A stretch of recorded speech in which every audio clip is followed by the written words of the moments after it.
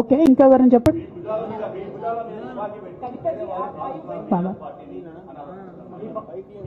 ఏమా నా భుజాల మీద తుపాకి పెట్టి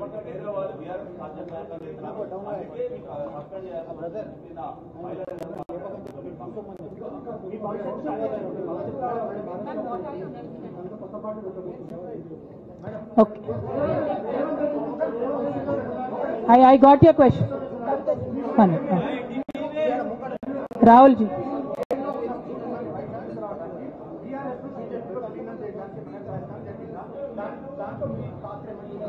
రాహుల్ గారు మీరు పాత క్వశ్చన్ అడుగుతున్నారు. కొత్త ఇష్యూ ఏంది అని అంటే బీఆర్ఎస్ పార్టీలో సస్పెన్షన్లో ఖచ్చితంగా కేసీఆర్ గారి మీద ఒత్తిడి తీసుకొచ్చే ఈ సస్పెన్షన్ చేశారని నేను నమ్ముతా ఉన్నాను. ఒక్కొక్కసారి ఏమవుతుందంటే చిన్న చిన్న వ్యక్తులు బాగా నడుస్తుంది, పరిస్థితులు సందర్భాన్ని బట్టి పెద్ద వ్యక్తులు కూడా కొన్ని కఠినమైన నిర్ణయాలు తీసుకోవాల్సి వస్తుంది. కేసీఆర్ గారు ఈ నిర్ణయం ఎందుకు తీసుకున్నారో అని అడిగేంత పెద్దదాన్ని కానీ అంత రాజకీయ అనుభవం కానీ నాకు లేదు. సో వారు తీసుకున్నటువంటి నిర్ణయాన్ని నేను శిరసావహిస్తాను. వారు ఎందుకు తీసుకున్నారో ఈ నిర్ణయం నాకు తెలియదు. కానీ నాకు ఒక సమస్య ఉంది, నేను రాసినటువంటి లెటర్ లీక్ అయిందని చెప్పి 100 రోజులైంది. ఆ సమస్య జరిగి 100 రోజులైంది. ఆ 100 రోజుల కన్నా ముందు కూడా నా మీద వివక్ష కొనసాగిందని ఇవాళ నేను మీకు ఎగ్జాంపుల్స్తో సహా చెప్పే ప్రయత్నం చేశాను. ఆ 100 రోజుల నుంచి జరుగుతున్నటువంటి పరిణామాలను కూడా మీ అందరి ముందు పెట్టిన. ఈ 100 రోజులలో పార్టీ ఎప్పుడు కూడా నన్ను ఎక్స్ప్లెనేషన్ అడగలేదు. నిన్న నన్ను సస్పెండ్ చేసే ముందు కూడా నన్ను ఎక్స్ప్లెనేషన్ అడగలేదు. ఇంకా చెప్పిన కదా, విచిత్రమైన విషాదం ఏంటంటే సడన్గా డిసిప్లినరీ కమిటీ పుట్టుకొచ్చింది. సడన్గా ఈయన రవీంద్రరావు అంటే దాంట్లో సంతకం చేసిండు. ఆయననే సార్ని తిట్టిండు మళ్ళీ మొన్న ఎలక్షన్ ఓడిపోయినప్పుడు. సో ఈ అన్నీ చూసి నాకేమనిపిస్తుందంటే చాలా ఒత్తిడిలో చాలా ప్రెషర్ పెట్టి సార్తో చేపించారని నేను అనుకుంటున్నాను.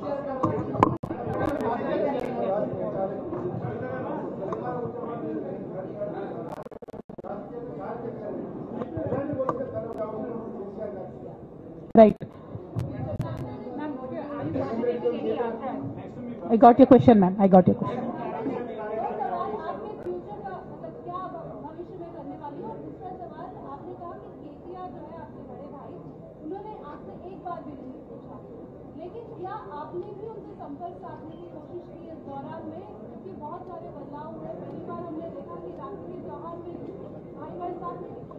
నేనేమంటున్నా అంటే కేసీఆర్ గారి రాజకీయ పరిజ్ఞానాన్ని క్వశ్చన్ చేసేంత స్థాయి నాకు లేదు, అంత అవగాహన కూడా నాకు లేదు. కాకపోతే పెద్ద నాయకులు అనేక సందర్భాల్లో ఒత్తిడికి గురైనటువంటి విషయాలు చరిత్రలో మనం చూసినాం. ఇవాళ అదే జరిగిందని నేను భావిస్తున్నా. 1.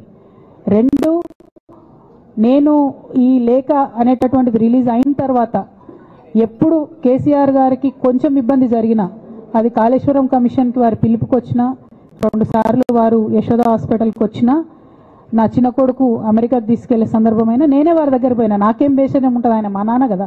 నేను పోయిన తర్వాత ఈ దుష్ట చతుష్టయం ఏదైతే ఉన్నదో, ఈ 2 గ్యాంగులు ఏవైతే ఉన్నాయో అక్కడ జరగనిది జరిగినట్టుగా మీడియాలలో విచిత్రమైన వార్తలు రాపించారు.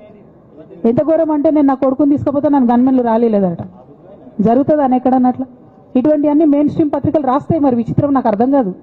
మెయిన్ స్ట్రీమ్ పత్రికలు అనేటటువంటి ఇట్లాంటి వార్తలు మరి ఆడ ఎవరు లేని కూడా లేరు. ఎవరు చెప్పిరు, ఎందుకు రాపిచ్చిరు? సో నేనేమంటున్నా అంటే నేను ఎప్పుడు నాన్న దగ్గరికి వెళ్ళడానికి చూసినా కూడా మా మధ్య స్పర్ధ పెంచడానికి అనేకమైన వార్తలు రాపించి అనేకమైన కుట్రలు ఈ గత 103 రోజుల్లో కొనసాగుతూనే ఉన్నాయి నా మీద. కానీ అంతకుముందు కూడా జరిగినాయనేదే నేను చెప్తున్నా.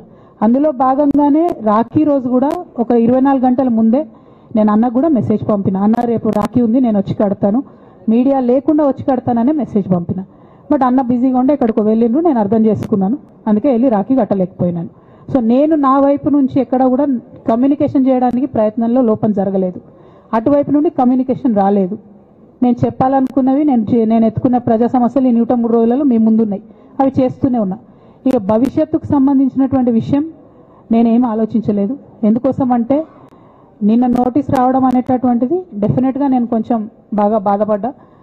నాకెందుకు నోటీస్ వస్తుంది, మరి నా లేఖ లీక్ అయింది, లీక్ చేసింది ఎవరు అంటే చేసినటువంటి వ్యక్తుల మీద ఎందుకు విచారణ జరగలేదు అనేటటువంటిది ఖచ్చితంగా పార్టీ అంతర్గతంగా ఆలోచన చేసుకోవాలి. అంటే నన్ను ఏం మాట్లాడకుండా నన్ను డైరెక్ట్గా ఉరిదీస్తారు.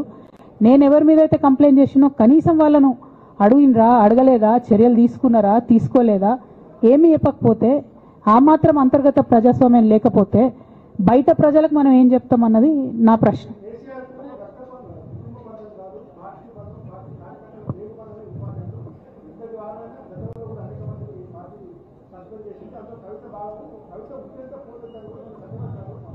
నేనేమంటున్నా బ్రదర్, వాళ్ళందరికీ ఏది చెప్తే స్క్రిప్ట్ రాసిస్తే అది మాట్లాడతారు, దాంట్లో ఏముంటుంది. ఇప్పుడు పెద్ద సంఘటన జరగడం ఏంటిది, నన్ను పార్టీ నుండి విడగొట్టాలనేటటువంటి ఒక నిర్ణయం అది జరిగింది. జరిగిన తర్వాత ఇవన్నీ జరుగుతూనే ఉంటాయి, చిన్న చిన్న విషయాలు. అవంతా వ్యక్తులను సీరియస్గా తీసుకోవాల్సిన అవసరం లేదు. అల్టిమేట్గా నేనేమంటున్నా అంటే నన్ను అడగకుండానే ఉరి తీశారు, కనీసం ఏమైంది అని కూడా అడగలేదు.